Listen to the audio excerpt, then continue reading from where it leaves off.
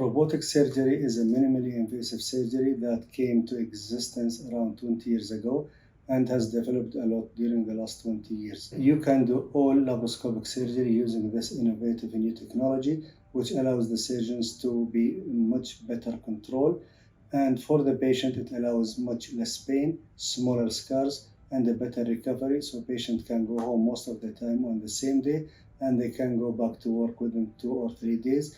And comparing to conventional surgery or laparoscopic surgery, this technology is much better, and it's more economical for the patient and the hospitals at the same time. In robotic surgery, we have two added advantages which you don't have in laparoscopic surgery, mainly the magnification and the quality of the image, and also a better control. So when the robot does the surgery, I have a better control over my instrument, and I find robotic surgery giving an excellent result, and it's very useful in hernia surgery, so inguinal hernia, umbilical hernia, incisional hernia.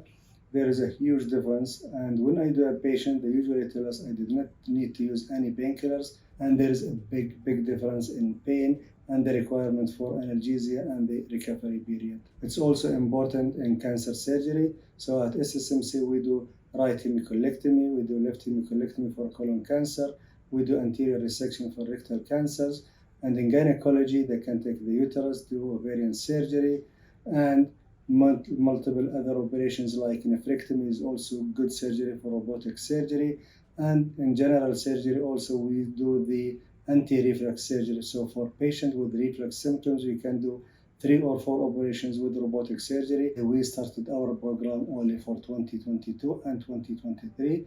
And so far we have done robotic surgery for general surgery, for colorectal surgery, for gynecology, and for urology. And until today, we have completed 214 major surgical robotic procedures. Using new innovation, and especially robotic surgery, laparoscopic surgery, and artificial intelligence is very important, and it's the future of healthcare worldwide.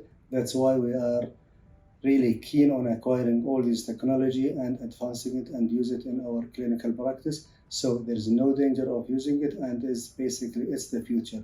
If you don't use it, you will get left behind. There is a misconception in the outside there with the public. People think the robot does the surgery by itself.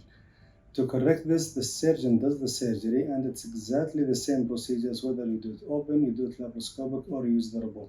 The robot is a device that will help you to perform the surgery, but it does not do the surgery. You sit in the console and you control every single movement of the robot. So you tell the robot what to do, you control every movement of the robot, and the robot will just allow you to do the same operation, but in a better way and a more decisive way and more controlled way. So it's exactly the same instrument, the same operation, and the robot will just help you to do it in a better way. But at the end, the surgeon is doing the surgery, and he's in control, and the surgeon decides what to do, when to do it, and how to do it. The robot is just a clever machine that will allow you to do it in a better way.